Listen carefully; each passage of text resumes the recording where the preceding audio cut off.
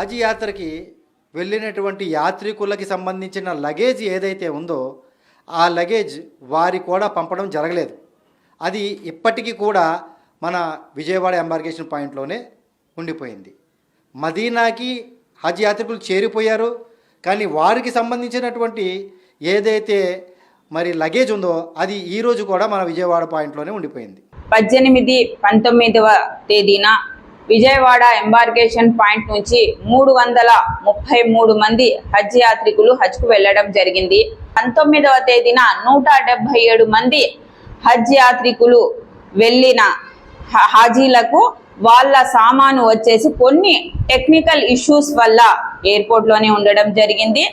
దానికి మేము ఎంతో చింతించినాము. తర్వాత అందరూ కలిసి వాళ్ళ సామాను టైంకి పంపించాలని చెప్పేసి ఎయిర్లైన్స్తో కూడా వాళ్ళతో మాట్లాడడం జరిగింది.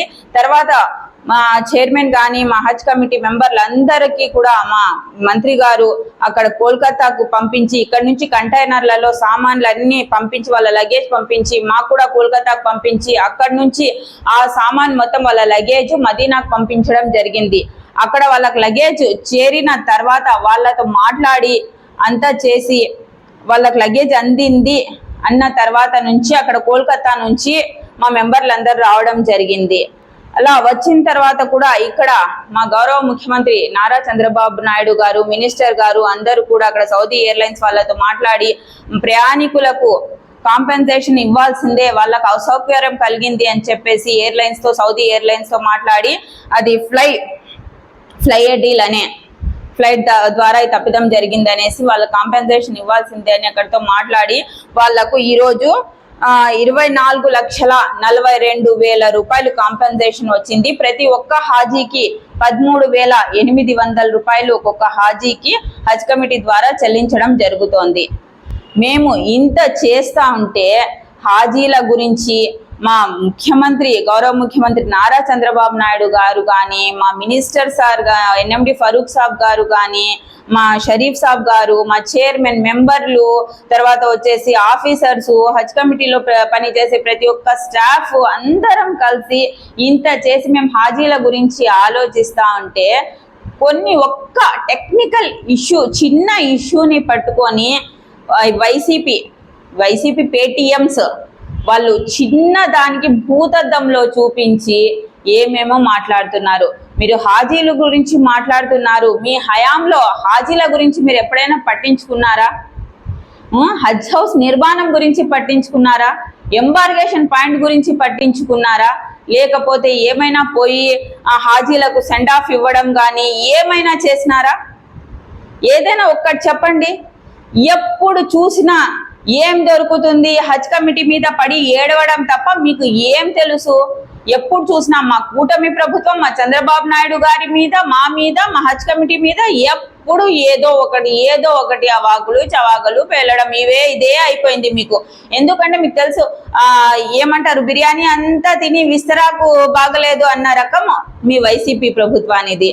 అంతెందుకు పచ్చ కామెర్లు ఉన్న వాడికి లోకమంతా పచ్చదన్నట్టు మీరు చేసే వాళ్ళని చూస్తే ఓర్చరు. మీకు కడుపు మంట. ఎందుకంటే కూటమి ప్రభుత్వానికి పేరు బాగొస్తుంది, హజ్ కమిటీ ఈసారి చాలా సక్సెస్ఫుల్ గా ప్రోగ్రామ్ కంప్లీట్ చేసింది అనేసి మీకు మంటతో ఈ మాటలన్నీ వస్తున్నాయి. అది కాక ఈ రోజు కూడా మా మినిస్టర్ ఎన్ఎండి ఫరూక్ సాబ్ గారు మీటింగ్ పెట్టుకొని హైదరాబాద్ నుంచి వెళ్లే హజ్ యాత్రికులకు, బెంగళూరు నుంచి వెళ్లే హజ్ యాత్రికులకు వాళ్ళు ఏం సౌకర్యాలు కావాలి, ఏం లేదు అనేసి మా అందరికి కూర్చోబెట్టుకొని దిశానిర్దేశం చేసి వాళ్ళకి ఇలా చేయాలి అలా చేయాలి అనేసి మా చైర్మన్ సాబ్ని, తర్వాత వచ్చేసి మా మెంబర్స్ అందరినీ కూడా ఆయన దిశానిర్దేశం చేయడం జరిగింది. ఇప్పుడు కూడా మేము హాజీలకి ఎప్పుడు ఎల్లవేళలా కూడా మేము వాళ్ళకు ఏ చిన్న ఇది ఉన్నా కూడా మా ఫోన్ నంబర్స్ కూడా వాళ్ళ దగ్గర ఉన్నాయి, అవైలబుల్లో ఉన్నాయి. వాళ్ళతో మేము మాట్లాడుతున్నాం, ప్రతి ఒక్కటి చేస్తున్నాము. కానీ మీరు చూస్తే మా మీద ఎప్పుడు చూసినా ఏడవడం తప్ప ఏం చేయడం లేదు. మీకేం తెలుసులేండి, దేవుడి కార్యక్రమాలు అంటే మీకు ఏం తెలుసు? తిరుపతి లడ్డుని కల్తీ చేసిన వాళ్ళు మీకు ఇంకా ఏం చెప్పాలో అర్థం కావడం లేదు. మీరు మా మీద పడి ఏడుస్తున్నారు. ఇంకా చెప్పాలంటే ఇంకా మీ గురించి ఎంత చెప్పినా కూడా తక్కువే. ఇప్పుడు కూడా మీరు మా మీద ఏమైనా ఇలాగే చేసినారంటే ఇంకా డైరెక్ట్ గా ఇంకా ఏం చెప్పలేము ఇంకా మీ గురించి. ఇంకా మీరు ఇంతే అనేసి మీరు మీ సాక్షి మీడియాని వదిలేసి మా పని మేము చేసుకుంటున్నాము. ఈ వైసీపీ చెప్పే సత్య ప్రచారాలు కానీ, ఈ పెయిడ్ ఆర్టిస్టులు మాట్లాడే మాటలు కానీ, సాక్షి మీడియాలో వచ్చేవి కానీ ఏది కూడా మీరు నమ్మద్దండి. ఎందుకంటే వాళ్ళకి కూటమి ప్రభుత్వం చేస్తుండేది వాళ్ళకు మింగుడు పడడం లేదనమాట. కూటమి ప్రభుత్వం ఇంత బాగా చేస్తాంది, మేము చేయలేకపోయినామని ఏడుస్తున్నారు వాళ్ళు. ఇప్పుడు మీకు ఒకటే కోరుతున్నాను నేను ప్రజలందరికీ, మీ వాళ్ళు హాజీలు ఎవరైనా హజ్కు వెళ్ళింటారు కదా, బంధువులు ఎవరైనా మీకు తెలిసిన వాళ్ళు వెళ్ళింటారు, వాళ్ళకు ఒక్కసారి ఫోన్ చేయండి, లేకపోతే వాళ్ళు వచ్చిన తర్వాత అడగండి కూటమి ప్రభుత్వంలో ఈసారి హజ్ యాత్ర ఎలా జరిగింది, ఎలా చూసుకున్నారు, ఎలా ఉంది అనేసి మీరు ఒక్కసారి అడగండి, వాళ్ళే చెప్తారు. ఎందుకంటే మా ప్రభుత్వము చేతల్లో చూపించే ప్రభుత్వం, మాటల్లో చెప్పే ప్రభుత్వం కాదు, చేతల్లో చూపించే ప్రభుత్వం. ఈ ఫేక్ మీడియా సాక్షి మీడియాలో కానీ, సాక్షి పేపర్లో వచ్చేటివి కానీ మీరు ఒక్కటి కూడా నమ్మద్దండి. దయచేసి మీ అందరికీ కోరుతున్నాను. అస్సలాము అలైకుం రహమతుల్లాహి వబర్కాతుహు.